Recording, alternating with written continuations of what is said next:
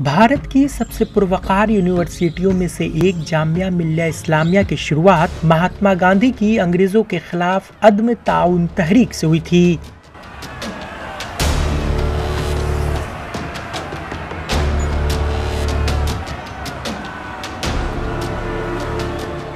उनतीस अक्टूबर 1920 को कायम होने वाली यूनिवर्सिटी को एक सदी से ज्यादा का अरसा हो चुका है और ये मुल्क की समाजी व सियासी तरक्की में अहम किरदार अदा कर रही है।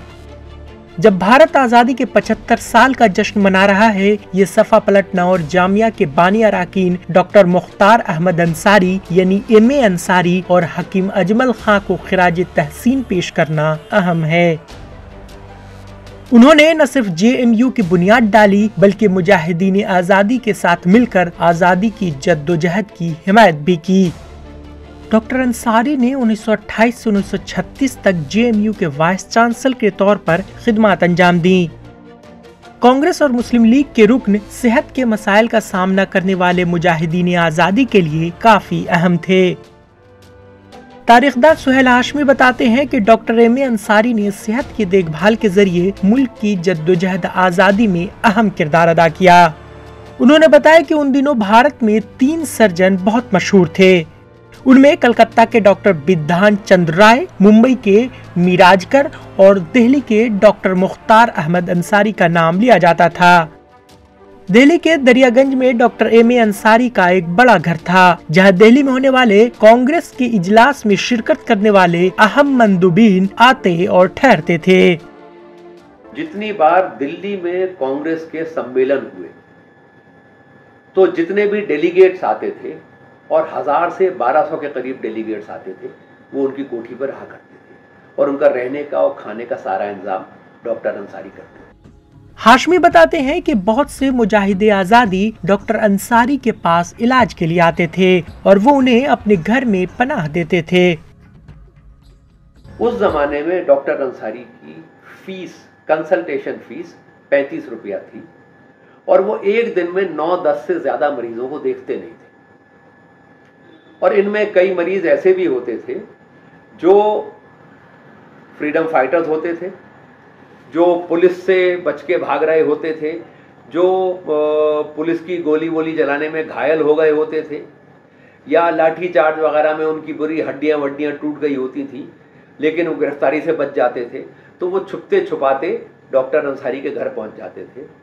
डॉक्टर अंसारी उनका इलाज करते थे, उनको अपने घर में रखते थे, उनका रहने का खाने का सारा इंतजाम करते थे और जब उनको वापस जाना होता था तो उनको घर जाने का किराया भी देते थे।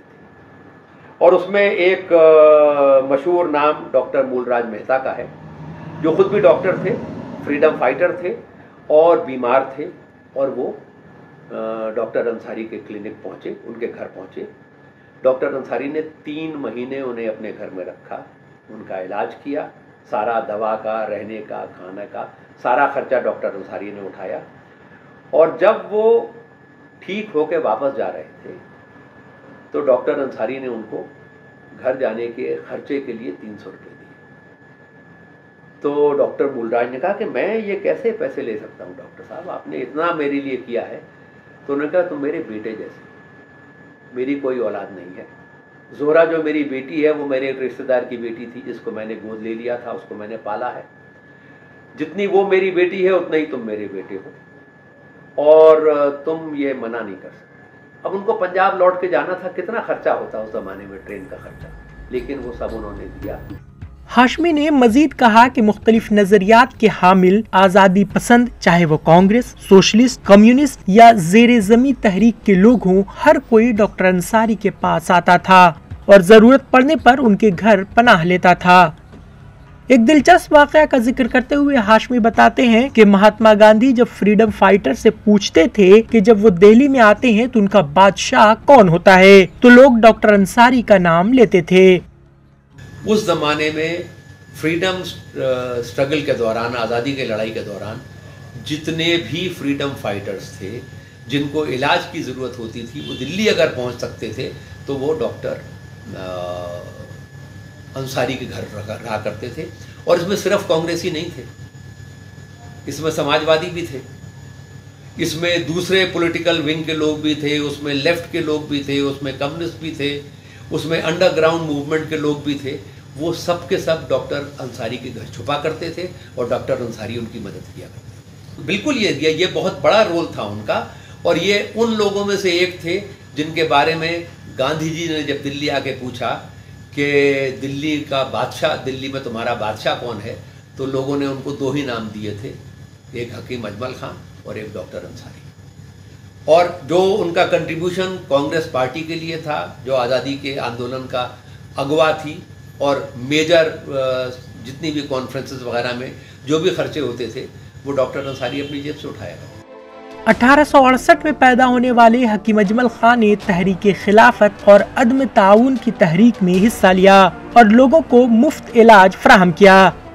हकीम अजमल खां 1868 में उनका जन्म हुआ था और 1927 में उनकी हत्या कर दी गई थी।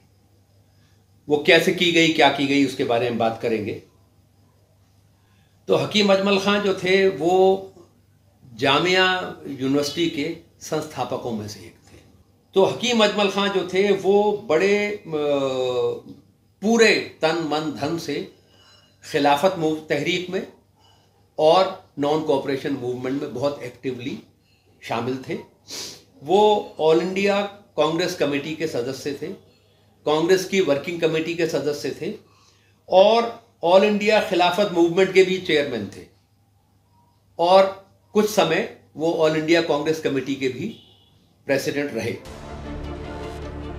अदम ताउन तहरीक 1920 में शुरू हुई और मुमताज रहनुमाओं बशमुल शौकत अली, मोहम्मद अली, मौलाना अबुल कलाम आजाद ने गांधी जी के साथ बरतानवी निजाम तालीम के खिलाफ बगावत की। अंग्रेजों के हिमायत याफ्ता या चलाए जाने वाले तमाम तालीमी इदारों का बाइकाट करने की कॉल के जवाब में कौमप्रस्त उस्ताज़ा और तलबा का एक ग्रुप अलीगढ़ मुस्लिम यूनिवर्सिटी से वॉकआउट कर गया। इस तरह यूनिवर्सिटी के बरतानिया नवाज झुकाव के खिलाफ अपनी नाराजगी का इजहार किया गया। इसमें मौलाना मोहम्मद हसन, मौलाना मोहम्मद अली, हकीम अजमल खां, डॉक्टर मुख्तार अहमद अंसारी और अब्दुल मजीद ख्वाजा शामिल थे।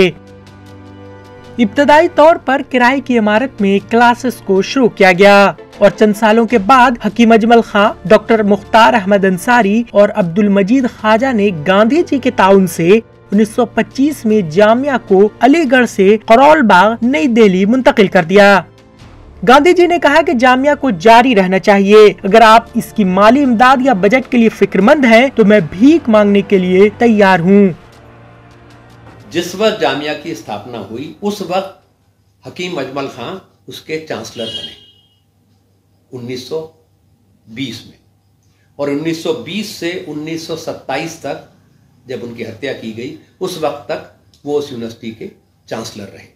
अंग्रेजों ने उनको हाजिकुल मुल्क का टाइटल दिया था। हाजिक का मतलब होता है स्किल्ड, बहुत ज्यादा विद्वान। तो भारत का विद्वान आप समझ लीजिए, ये टाइटल उनको अंग्रेजों ने दिया था, जो बहुत जल्दी हकीम अजमल खां ने उसको वापस कर दिया जब वो इस मूवमेंट से, इस तहरीक से, नॉन कोऑपरेशन की मूवमेंट से उन्होंने जब एक्टिव हुए तो उन्होंने इसको वापस कर दिया। और उसके बाद हिंदुस्तान के लोगों ने उनको मसीहुल मुल्क के नाम से जाना और हकीम अजमल खां मसीहुल मुल्क के नाम से जाना जाते हैं। अजमल खां के वालिद ने बली मारान में वाक़े शरीफ मंजिल में एक अस्पताल बनवाया था, लेकिन रफ्ता रफ्ता शरीफ मंजिल कांग्रेस के दफ्तर में तब्दील हो गई और दिल्ली में कांग्रेस वर्किंग कमेटी की हर मीटिंग वहीं होने लगी। उनके पिताजी ने शरीफ मंजिल इसमें बल्ली मारान में है, वहां पर उन्होंने एक हॉस्पिटल खोला था और वहीं पे इनका खानदान रहता था। शरीफ मंजिल बहुत जल्दी वर्चुअली कांग्रेस का ऑफिस बन गई थी। जब कांग्रेस वर्किंग कमेटी की मीटिंग होती थी तो शरीफ मंजिल में हुआ करती थी। कई बार गांधी जी आके वहां रुके, मोतीलाल नेहरू, जवाहरलाल नेहरू, मौलाना अबुल कलाम आजाद और ये तमाम लोग वहां रेगुलरली आया करते थे। और वो बिल्डिंग अभी है शरीफ मंजिल।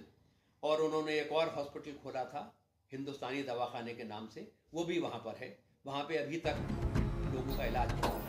जामिया के तमाम अदारे बशमुल जामिया प्रेस मकतबा और लाइब्रेरी को कैंपस में मुंतकिल कर दिया गया।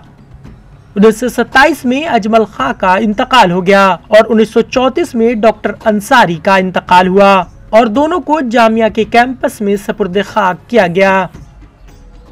लेकिन ये बात जामिया और अजमल खां के बारे में सच साबित नहीं होती है।